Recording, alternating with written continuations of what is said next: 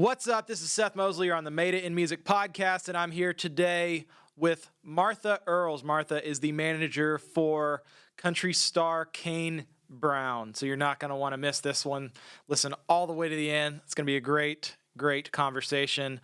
But before we jump in, just wanted to remind you of a great resource that Full Circle Music has, and that is our Facebook group.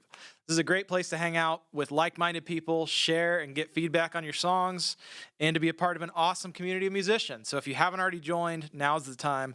Head over to fullcirclemusic.com/group to join in on the fun. That's fullcirclemusic.com/group. All right. Martha Earls, thanks for being on the Made It in Music podcast. Thanks for having me. Yeah. It's, Nashville's a small town. We were virtually, neighbors for 7 years, and this is the first time we're officially meeting with, coronavirus going on. We're meeting virtually on Zoom. I know. I'm sorry. We're in my spare bedroom /office. It's crazy. Hey, this is the season. This is the season. So, would love to just jump back into your story a little bit. What led you to wanting to pursue a career in the music industry? That's a great question. I grew up in a small town in central Pennsylvania, and I didn't really know anything about the music industry. Honestly, I was good at two things. I was good at playing the piano, and I was good at sports, at specifically track and field. And I ended up getting a college scholarship playing the piano. So that's what I did. And I went to school, and I didn't know, how do you make money in the music industry? I had no idea. And fun little fact, the only thing I could come up with was playing the pipe organ. I was a pipe organ major because I thought, oh, those people only work 2 days a week, Wednesdays and Sundays, and they make good money. So that's what I'm going to do. I'm going to be a pipe organ major. I love that. 17-year-old pipe organ major. Anyways, that only lasted a semester, as you can imagine. And while I was at school in New Jersey, one of the other students, she mentioned she was going to go, after her graduation, she was going to become an attorney. She's going to go to law school and become a music business attorney. And so I said, wait a second, that's something that you can actually do, work in the music industry? And she said, yeah, you can. And so that piqued my interest. So I started researching online, and I discovered Belmont and MTSU and their music industry programs. And I had a passion for country music. I grew up in central Pennsylvania. It's a very small town. And I came to Tennessee, and I visited MTSU and Belmont. And I just fell in love with MTSU, and it was a college environment. And I went to school there, and that is majored in music business. And that's how I got started. That's awesome. So you just packed up your pipe organ and moved to Nashville. I have not played the pipe organ since I was 18 years old. I quickly departed that and do not miss it at all. Yeah, that's kind of a hard one to practice. It is. It's kind of a hard one to be cool. It is. Hey, I love pipe organ though. Like, believe it or not, I try to sneak pipe organ in many songs that I write and produce. So well, I mean, I had the special shoes, where you play the pedals and the whole thing, but I did not know there was special shoes. Oh yeah, they have like a suede bottom, so you can feel the pedal. Like, you can't walk around on them. Like, pipe organ people will change their shoes when they sit down behind the pipe organ. I am learning so many new things right now. This is awesome. Yeah, it wasn't necessarily the choice for me. So you mentioned MTSU for music business. That was kind of how you got to Nashville. What happened after that? After going through the college program? When I went to MTSU, I really did. It was a great education. And honestly, it was really interesting to me, just learning about all the facets of the music industry. And my first, I got an internship at Warner Chappell, which is a major publisher. And I loved it, and I loved being around the creative process, and I loved the casualness of everything. And I loved the sense of community in Nashville and the Nashville music industry. And I really loved, more than anything, was the artists that were signed there. We had I remember Jason Aldean was signed. I was the intern and he got signed. We kind of came up together, and some of the other great artists. And I loved watching those careers develop. And that's where I really found like the artist relations, that was where I worked really well. And so I worked at Warner Chappell and worked my way up and got promoted and had some great bosses there. And then I went to BMG, and the same thing, at BMG, even though it was a major publisher, it was run much more like an independent. So I got to get two really different perspectives. And then a colleague of mine and I, Mike Molinar, he and I started we actually went to college together. He was not a pipe organ major, but we, Little known fact. little known fact, we decided to start our own company. And we thought, like, oh, how hard can this be? We'll start our own company. This will be great. And we found someone to invest in us, who believed in us and in developing new talent. And we built that company and sold that back to the investor and started the 2.0 of that. And when we started the 2.0, I said, hey, I'd really like to focus on more artists and artist management and that kind of thing. And then that company became Big Machine Music, which is the publishing company, sort of artist development side of Big Machine. And then I got into artist management full time. One of the clients we had a record deal on Republic and had a hit on the radio, and then the management thing was just what was meant to happen for me. That was really where I finally felt like, okay, this is the right thing for me. I did publishing for 10 years. And when I got into management, I realized I was much better equipped for that than even for publishing. So you started this company with Mike Molinar. Was it a label? Was it a management company? Was it an artist development house? It was well, when we first started, it was publishing, because that was what we both had our experience in, and we started at very traditional publishing, publishing deals and the whole thing. And the pipeline is just so long in publishing. It's really hard to sustain a small business. And so when we started the 2.0 version, we decided to do more artist management, producer management, songwriter management, and artist development, which those were things that I was actually even more passionate about than just traditional publishing. And I think that was when we found ourselves starting to have success, when we weren't just staying in one little lane, when we were sort of diversifying what we did. Mike is an incredible publisher and much better publisher than I am. And that was definitely his skill set. Still is. He's killing it over there at Big Machine. He's still there. So you mentioned your 2.0 of your company kind of became the development side of Big Machine. Did you sell to them as well? Yeah. So what we did is we had our company going, and one of the artists that we had signed got a record deal over there on Republic. And Borchetta came to us and just said, hey, I don't have anybody doing publishing and artist development like you guys are doing. Let me fold you guys in, come be part of Big Machine. And I was really enjoying the management side of things, but Scott gave me the opportunity to stay there for a year, even though I wanted to do management, and kind of consult the company in.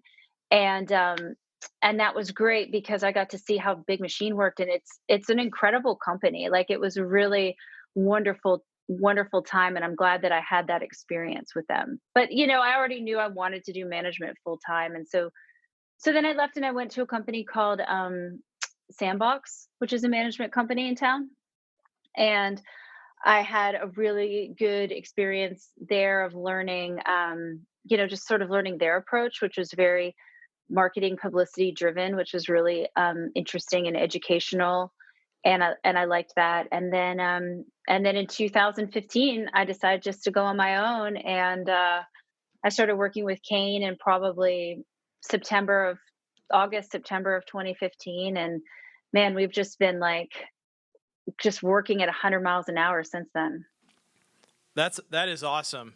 And I do want to really dive into that part, because that's, like you said, been the thing for the last 5 years.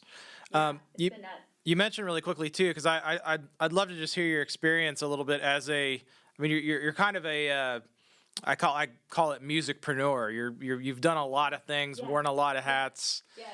Taken a lot of risk, which is really, really awesome. I think that's great. People starting companies and finding talent, signing talent. If you can back up to the 1.0 version, your first company that you started with Mike. You mentioned it was really hard to sustain. Yeah. Can you speak to that a little bit? Yeah, I mean, firstly, we started it in 2008. Is that right? 10 years, over 12 years ago? Is that right? Yeah. And that was right when the bottom dropped out of the music industry. So our timing wasn't the best. But then also, we started from song one and didn't have any sort of catalog. And so every day it was like we're just sitting there like hoping and praying, like, okay, I hope our songwriters write a good song today and that we can get a cut today. And the amount of money that just went out, that just the cost of doing business, and then the amount of time it takes to get paid. I mean, we got some really big cuts and we had some hits on the radio and the whole thing that you aspire when you start a publishing company, but it just takes, I mean, it takes a year, 18 months to get any money in the door at all from your hard work. And that just becomes really challenging and stressful to try to run a business. So would you say, how would you have done it differently in hindsight? I would have done what we did in the 2.0 from the beginning, honestly, of saying, okay, we're not just going, because we thought, okay, let's just stay focused, head down, let's focus on this publishing thing as hard as we can.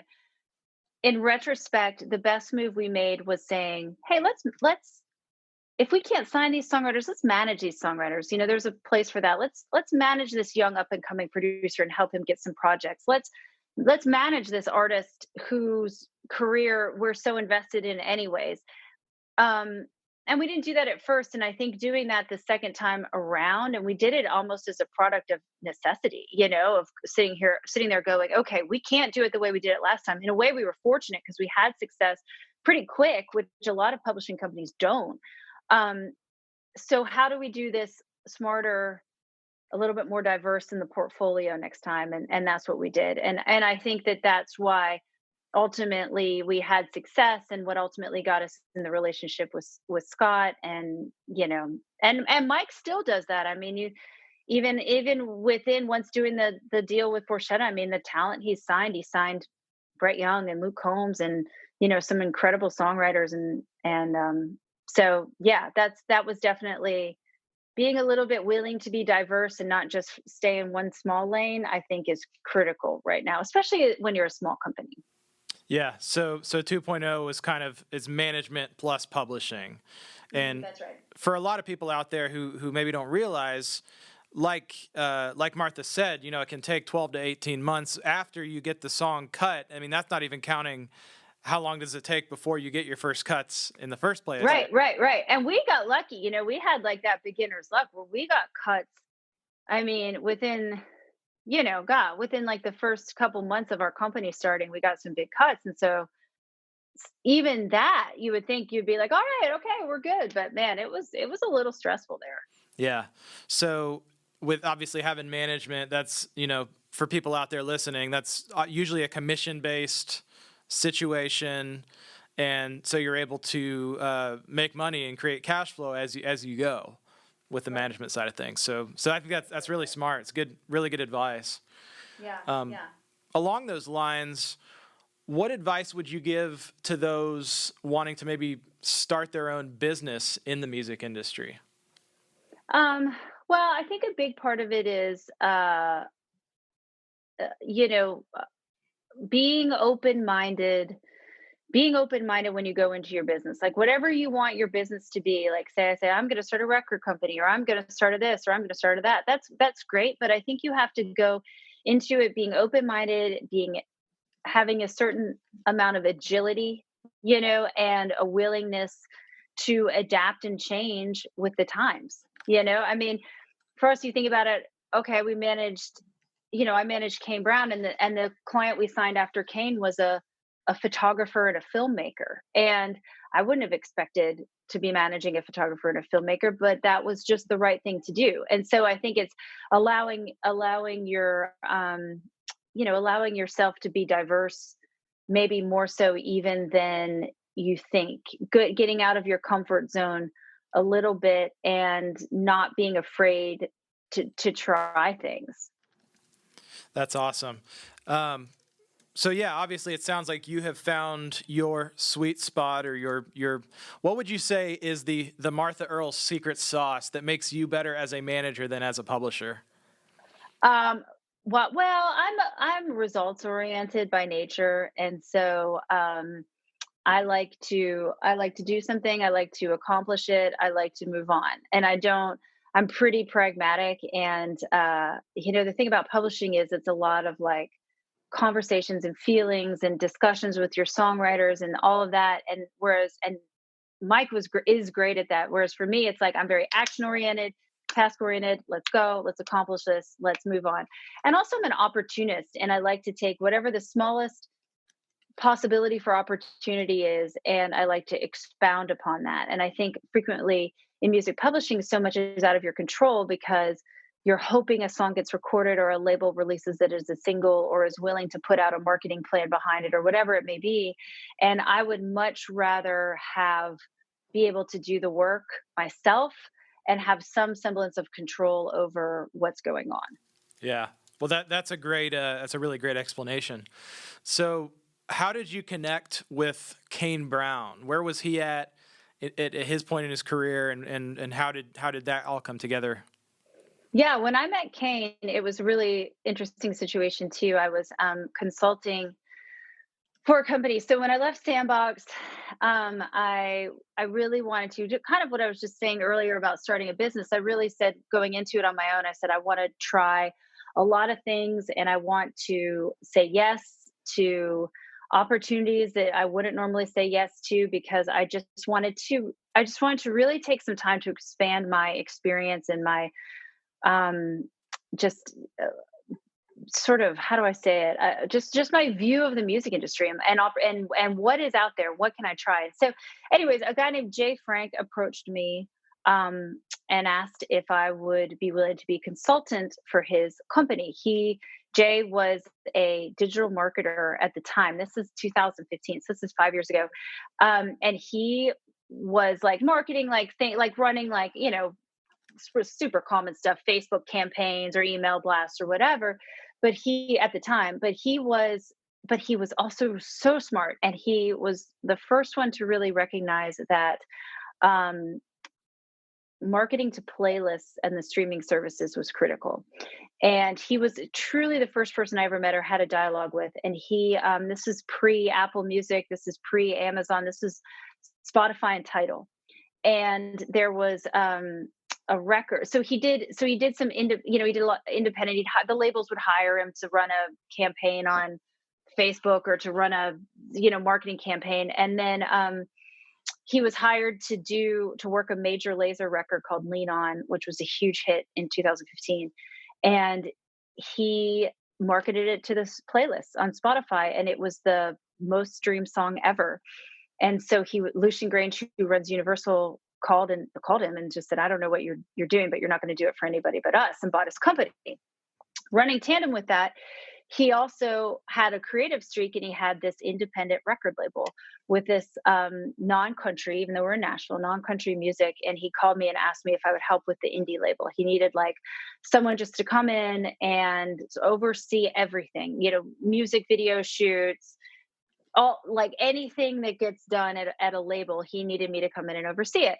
And I was like, sure, yeah, I've never done anything like that. Absolutely. I'm your person. And so I jumped into it with him, and there was so much that I learned, like how to press vinyl. It takes a really long time. I didn't know that. Always get the test pressing. How to make a music video for $7,000. Just all of those types of things. What is TuneCore? All of those things that you just don't know about unless you do them. And throughout all of that, he also said to me, "Oh, hey, somebody on my staff came across this kid online who's putting his own videos up, and he's country, so we didn't sign him to the record label, but we signed him to a management contract. So if you can help out with that, that would be great too." And I was like, "Okay, yeah. Next time he's in town, let me know." He was living in Chattanooga, and that was Kane. And so Kane came to Nashville, and we had a meeting, and instantly I was like, "Okay, Jay, all this other nonsense you're working on, don't worry about that. We need to worry about Kane." Yeah, I just got it from the moment we just connected. I just got it. And so probably September of 15, Kane asked if I would be his person within the company, because I was just helping out here and there. And I did. And then he hit a tipping point of critical mass at social media, probably late October of 15. And it was just off to the races after that. That's awesome. So what was it about? Like, where was Kane in his career when you guys found him? And you mentioned it was around 2015. Yeah. When Jay first signed him, he was just putting up Facebook videos and just getting a lot of views. Kane did it completely himself. He just has a really great intuitive knowledge of how to speak to people on social media. And so they made an independent EP, and that was right when I came on. We put that EP out, and it did well. I mean, at the time, iTunes mattered, and the iTunes chart mattered, and so it went, number one or it went to number 11 on the iTunes chart at the time. And then as he gained more popularity, it shot back up to number one. But he was very early on in his career, living in Chattanooga, making videos in his grandmother's laundry room, living with his grandmother. And it was really, really early stages. And so when I started working with him, he did have this intense following with the fans he had made online. But what I felt like was really important was for Kane just to A, get to know the Nashville community, because that's so critical, and B, to write songs and make great music. Because what happens sometimes, and it's really happening a lot now, is people gain really quick success, maybe on a TikTok video or something that they have that goes viral, and they get thrown into a huge record deal, and then they have nothing to follow up that one track that they had. And it goes away as quickly as it comes. And so Kane really jumped into Nashville and started writing songs and writing some really great music. And I think that's what kind of set him apart. And so, he signed a publishing deal before he signed a record deal, and jumped into the Nashville music scene. And then when we brought Dan Huff on as his producer, I think that was also a critical turning point for him. So good. So I'm sure the question I'm going to ask, there could be a lot of ways to answer this, because the journey to success in music, as you know, takes many paths and many forms. Yeah. But if you could identify some key levers that around around the October 2015 time, when he was first blowing up and things were taking off, were there two or three key levers that you can kind of identify that you guys as managers pulled? Were that maybe the relationships that you put him in touch with? Were there marketing campaigns that you did? Was there a tour that you did? Yeah, I think that's a good question. I mean, the first thing we did was so he started, breaking on social media, and the way he did it was he did a mix of covers and originals. And he, here's the thing about Kane, the thing that has been a challenge for him periodically is his biggest asset is that he's, unique. He's, biracial. He's, has tattoos. He's very modern looking versus he doesn't have a cowboy hat and a belt buckle, And so there's a lot of curiosity about him. And also he was, and still is, incredibly honest with his fans online, on social media. Who he is who he is. And so I think that kind of confident vulnerability was really refreshing to a lot of people. So as soon as that ball started rolling, we released music, and that helped. And then we had a lot of offers for record deals, and Kane ended up at Sony, and that's also been a great thing. And with Sony, from the day that he signed, I always have I have very constant conversations and direct relationships with everybody that works over there.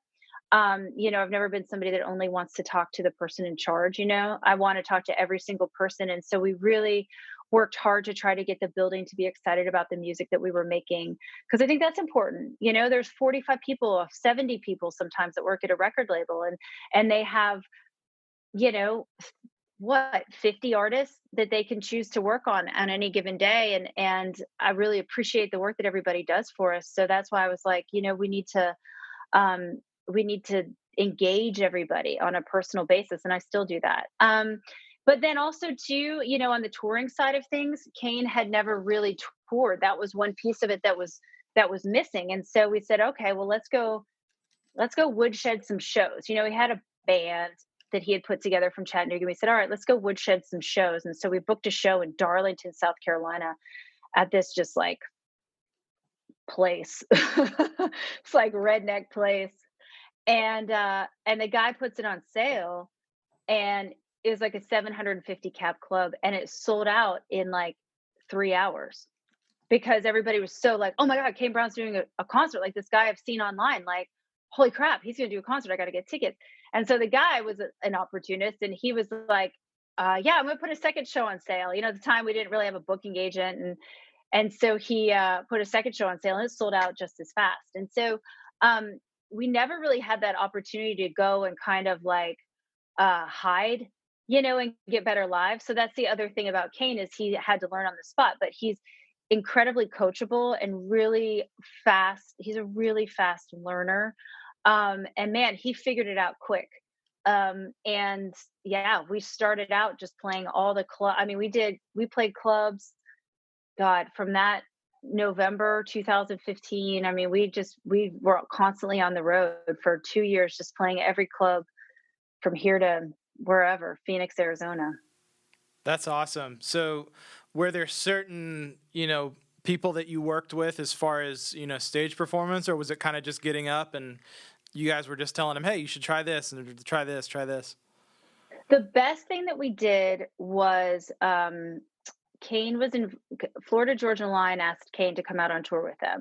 And he had a 12-minute set that like it was crazy. It was like a 12-minute set, first of four, like at the very end of the thrust, like no space. But what Kane would do is every single night he would watch FGL. Like he would stand side stage. And then even as he's grown into like now he's a headlining arena act. But when he was out with Jason Aldean, every night he'd watch Jason. When he was out with Brad, every night he'd watch Brad. Chris Young, same thing. He studies other artists. He would watch videos online. He would watch whoever some of the greatest, performers in the format. Kenny Chesney, selling out, football stadiums. He would watch them and study them online and learn about what they did and what worked and what didn't work. And so he really worked he's just studied the guys that he admired, honestly. That's so good. So just being teachable and learning. Can you talk a little bit about for you as a manager? You obviously came from Sandbox, and that's a well-known management firm. What is it like for you to be able to focus on really this one big artist rather than having a massive roster? Are there advantages, disadvantages? Yeah, no, I mean, there's so many advantages because we can be hyper focused and with Kane, has always moved so fast. I mean, right now in this time frame when things should be at a dead stop, they're still moving fast. So nothing gets missed, right? And I have been able to be like hyper vigilant about everything, and I'm meticulous with stuff to the point that like it's probably annoying, but I'm meticulous with everything that we do, and I'm able to look at all of our decisions and say, okay, does this super serve the Kane Brown brand, right? Like this may be a great opportunity. Like we had a TV thing pitch to us this week, and I was like, man, this is a great opportunity, but does this super serve the Kane Brown brand? And if it doesn't, then you can step back and you can say no, So we've been able to be hyper focused with things. And I love that, and I love, and we've also kind of been in it together, Kane and I, from the start. And so that's great as well. And that's also why our business, as I grow my business, I want to grow it with him, and why we're growing our business together. And the new talent that we're signing, he and I are signing it together. We started a JV label with Sony. We signed a band. Kane and I signed a band together. Like I like being able to have my success with him because he's a big reason. He's the, why wouldn't I want to share my continued success with the person that kind of we started all of this with. I love that. So, what are your thoughts on artists and musicians nowadays going the label route versus the indie route? It's an interesting time, right? And I think here's the thing is that I think where labels are great is they help you expound upon the success and the opportunities that you've already made. Where there you can't depend on a label to take you from nothing to something, right? You have to do that yourself as an artist. You're the only one that is capable of doing that. And so I think that as a new artist, you can't expect a label to create the opportunities for you. You have to create them yourself. But where a label can really help, if you maximize their services, they can really help you get to the next level.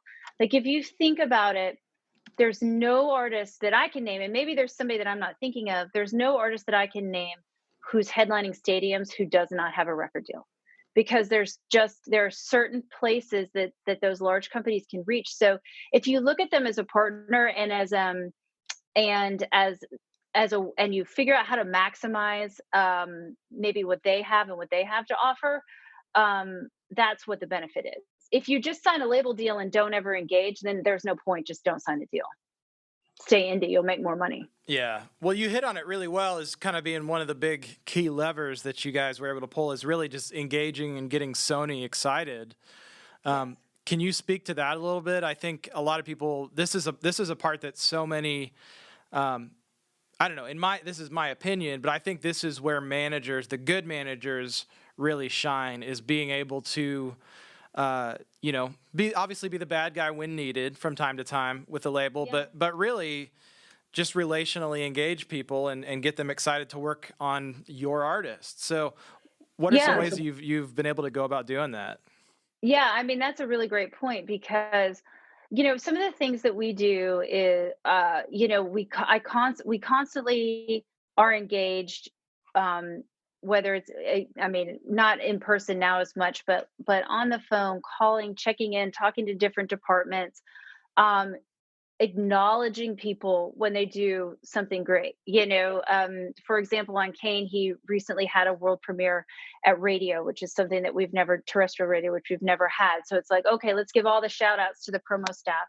Every week we send an update to everyone with this is, here's the link to the Jimmy Fallon performance. This is what's going on with the radio. This is what's going on.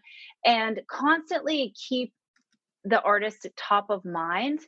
And I think that that's really important. I think the days of artists the cycle of, oh, now I'm in the album cycle, now I'm in the touring cycle, now I'm going to take a break and then I'm going to do it all again. I think those days are gone. We're always releasing and making music, always trying to tour, always doing media. There's never any downtime. And I think that that's a big part of it as well. It's hyper engagement. I love that. So, you know, that it's a lot. It's an absolutely a lot to deal with. So how do you handle it? How does Kane handle it? Obviously, you need to sleep. That's a reality. Is there a social media team in place that helps with content? I mean, how do you think about having to feed the constant content machine? Yeah, it's hard. We have a great team. We have a creative director who's incredibly talented, and so everything you see, and we actually started a production company as well. So the music videos or the TV performances or everything you see from a creative side comes from us. So and that does create extra work, but it also means that we control how everything looks, so everything looks and feels consistent, because there's nothing worse than an artist putting something out and then they put something else out and it's totally contrary to their imaging, and you think, how did that happen? And it's probably because somebody was working on it that didn't really know the project intimately. So we have there's a great team that works on Kane's project, and we have a creative director, we have a publicist who's incredible. We have, yeah, social media, we do it in tandem with Kane. His Instagram and his TikTok, he does completely. His Facebook and his Twitter, he lets us help with that sometimes, but he runs all of his own socials. But we're constantly feeding him content, and we plan ahead. We're always thinking ahead, where it's like I'll sit there and just study the calendar and think, okay, whatever, the month of July, I'm going to release this track on this day and this track on this day. Okay, what can we do in the interim to kind of keep people excited? And it's constantly planning and moving things along. Yeah, I love that. And this kind of segues really well into my next question, which is, what are some challenges about, managing a modern country artist that may have not existed a few years ago? Yeah, I mean, you have to constantly be on. You have to constantly be, because the public, unfortunately, the people's attention span is so, like, there's so much coming at them. They just move around, move around, move around, that they forget. I don't think it's that they forget. I think it's just something else comes along and they give that their attention. And I mean, I think about some artists who were huge 5 years ago, the biggest artists in the format, some of the biggest artists in the world. And then they kind of took time off and decided to take some time to go write their next album or whatever. And they come back and it's almost like you're having to do a whole new relaunch of the act. And so I think if you can constantly have content but not just for the sake of content, but content that is true to the artist and connects with the fans, um, you will stay a step ahead. But it is exhausting. It's really tiring.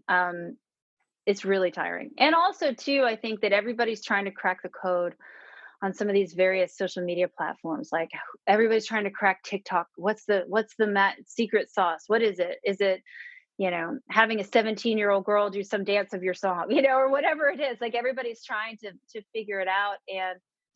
And I think that you can't figure it out. I think you just have to do what feels right for you and the artist. Gotcha. So and you may not even be at this place right now. I know you mentioned you're managing Kane, you've got the production company, you've got this photographer, the label, the Restless Road on the label. Yeah. What are some characteristics that you would look for in artists that you might want to manage? I mean, honestly, the head of Sony says it the best. I'm going to steal his line. It's unique and compelling, which that sounds like so obvious to say, but it's true. Like nobody wants the next Sam Hunt. We have Sam Hunt, and he was really unique and really compelling when he came out. And so it's something that, to me, I like things where I can see the lane, right? Where I can see that there's a need, or there's a void in the marketplace for something, and that's what I like to go after. I don't want to chase anybody. I don't want to look at the chart and think like, oh, guys with mullets is working, I need a mullet guy. I don't want to be that. Like that's damn, I wish I'd have thought to have mullet guy for the first one, but I don't need to follow what anybody else is doing, because I won't do it as well as those people that did it first. So I think it has to be something unique and compelling, and something that where there's a void in the marketplace. And also, I think I like to look at who are the people that aren't necessarily being represented or spoken to. I think that's what, when Taylor Swift came out, it's weird. My daughters, as we have seen them come in and out, 6 and 8, and they've just discovered Taylor Swift, which is like the perfect age to discover Taylor Swift. And they don't care. They have no bias between the Lover album or, Tim McGraw and that very first record. They don't have, they love it all. They think it's all just the best music in the whole wide world because she speaks to them. And there's not really many artists that maybe speak to girls her age right now or something. And I think that that's the thing. It's like, who's not being spoken to, who's not being represented, who's, when Latin music really exploded, 2-3 years ago with the Despacito record, it was a long time coming, because you have a ton of people that are totally not represented in music right now, so whether it's young girls or whatever, Latin, or with Kane, Kane is this like very modern, biracial, very honest person. Whatever it may be, I'm really interested in those things too, because I like that's where you have some cultural shifts happen too. Even with Kane, from a cultural perspective, what he did for the country format is actually really significant, in terms of race and view of what a country act can and should look like. I mean, that's pretty heavy stuff, and he's done it really gracefully, and I appreciate that about him. So yeah, that's kind of the stuff that intrigues me, honestly. I love that. That's so well said. To be unique and compelling, to fill a void in the marketplace, and to be able to find who are the people that aren't being represented or spoken to. I think that's an amazing explanation. I don't feel like I've heard it said that before. So I love that. Yeah. Well, as we are wrapping up, I do want to dive in a little bit on Kane Brown's latest collab with Marshmello. We're going to do that in our deep dive after the episode.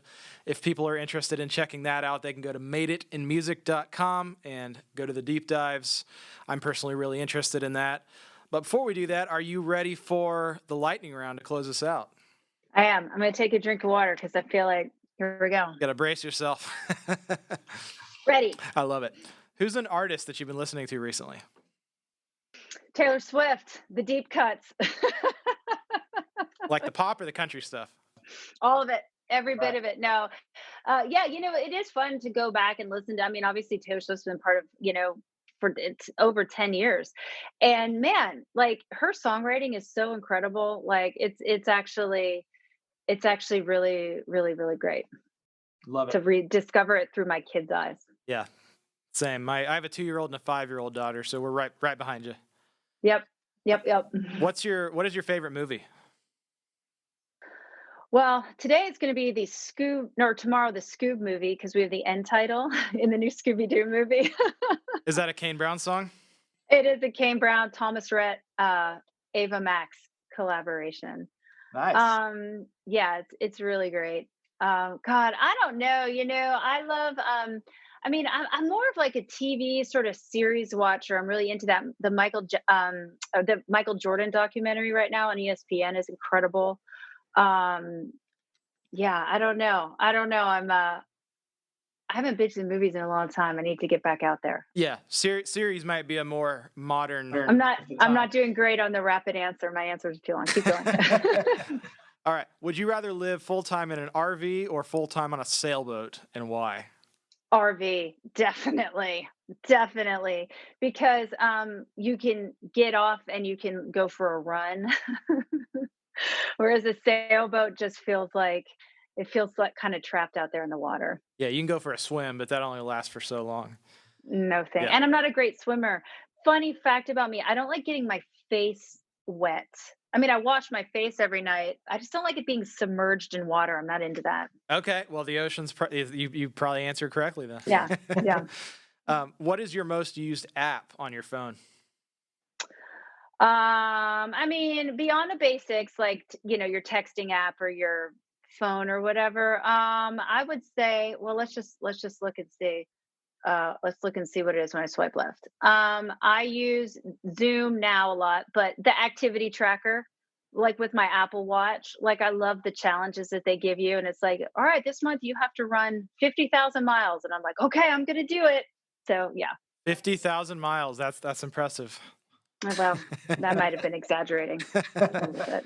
Okay. Last one. You have your own late night talk show. Who do you invite as your first guest?